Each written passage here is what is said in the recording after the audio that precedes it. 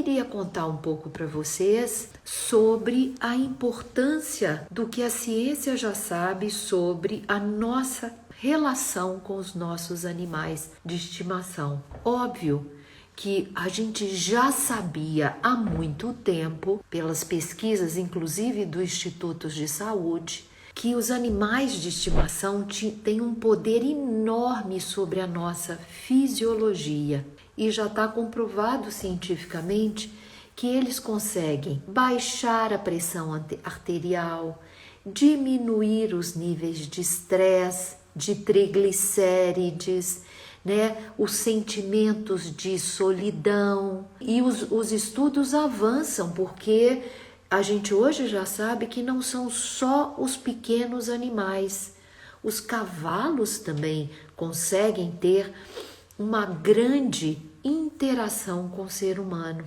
Então, o que nós sabemos hoje, através das pesquisas do próprio Instituto HeartMath, e uma dessas pesquisas foi feita há mais ou menos 10 a 12 anos atrás. Essa pesquisa foi feita com o filho do Rollin McCraty. O Rollin é o diretor de pesquisa do Instituto HeartMath.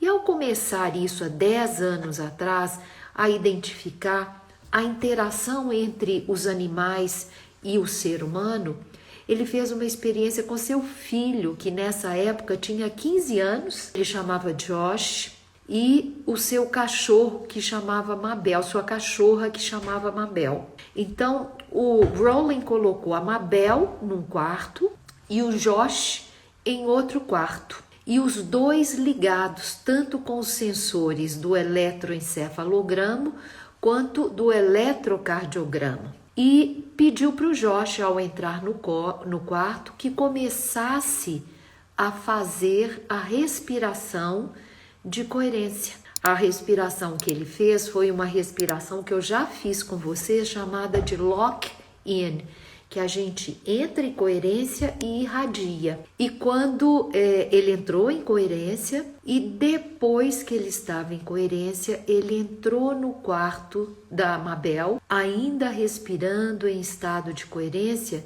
e os testes e diagramas do coração, da variabilidade do coração do Josh e da Mabel foram contundentes.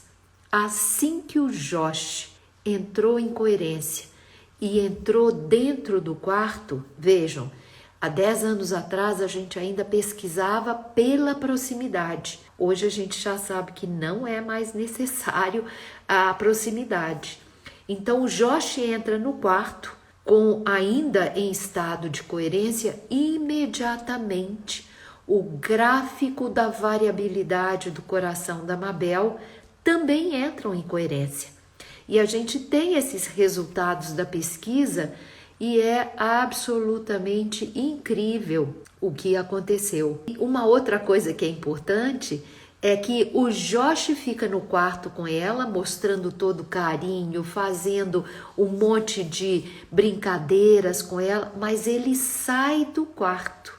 E ao sair do quarto, a Mabel ficou em estado de incoerência, ansiosa, nervosa, irritada, porque ela queria mais a proximidade do Josh. Então, isso é para vocês saberem, vocês principalmente que têm os animais, que é isso que a gente provoca nos animais.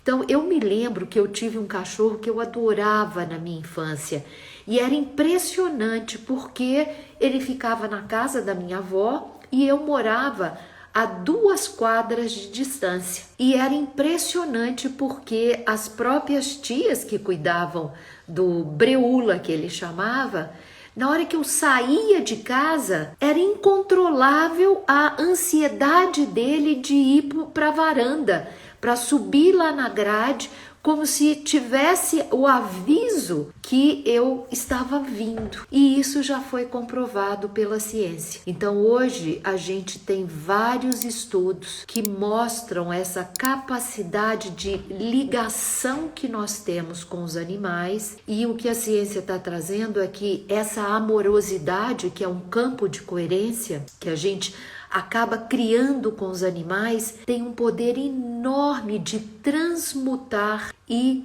transformar os ambientes da nossa casa.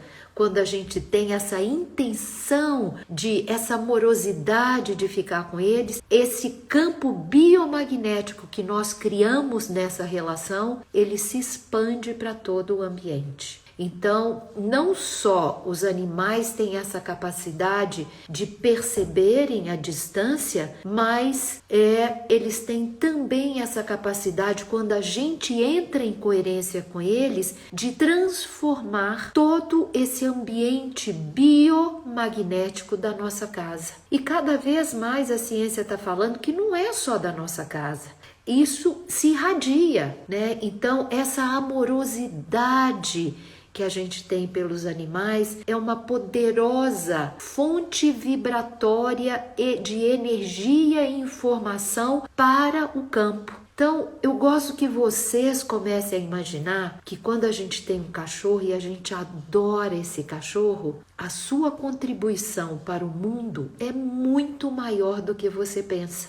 Porque quando a gente cria esses campos de coerência, quem entra nesses campos, se não tem algo tão gritante de negativo, acabam também se beneficiando desse biomagnético, esse campo biomagnético criado por esta amorosidade que a gente tem entre o dono e o animal de estimação. Então, quem tem os animais de estimação, além de ter esse companheiro, de ter uma série de mudanças aí para a sua saúde, da sua fisiologia do corpo, tem uma contribuição incrível para o campo energético da Terra. E é isso que a pesquisa está trazendo cada vez mais para a gente. Hoje mesmo eu estava escutando um podcast do HeartMath de um veterinário americano que faz o tratamento holístico nos animais. E ele usa coerência cardíaca.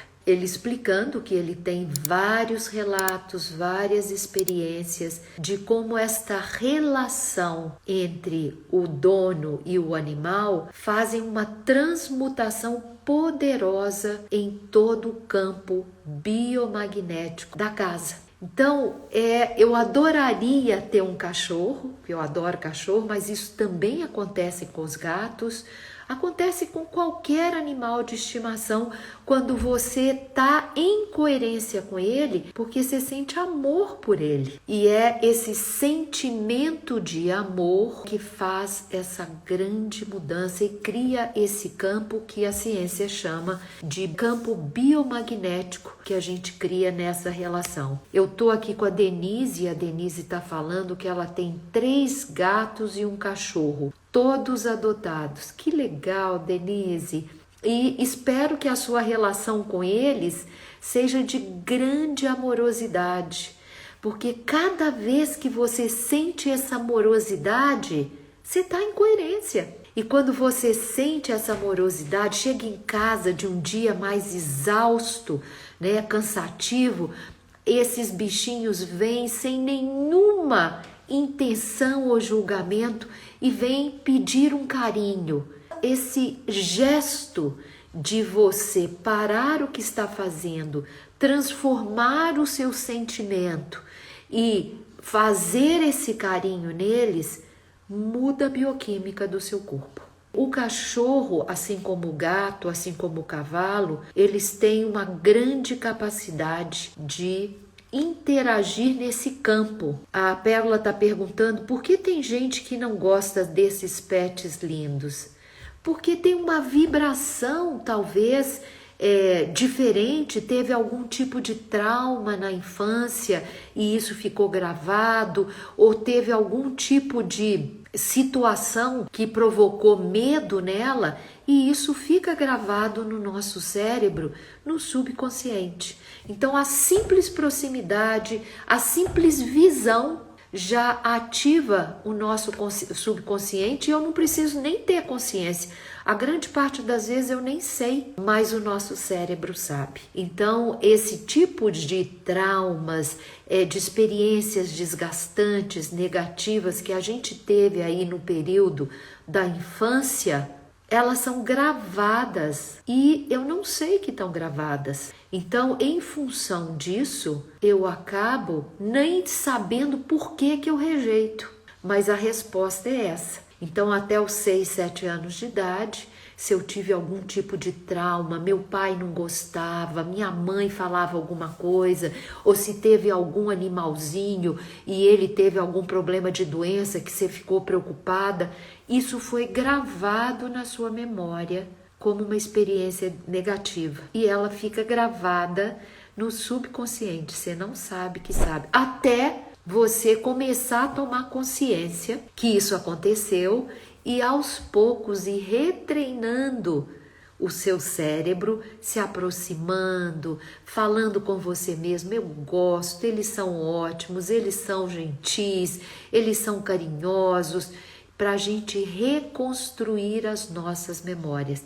Que eu falei para vocês que a neuroplasticidade é a capacidade que nós todos temos até o último dia da nossa vida de reconstrução das nossas memórias. Mas eu só faço isso quando eu tomo consciência.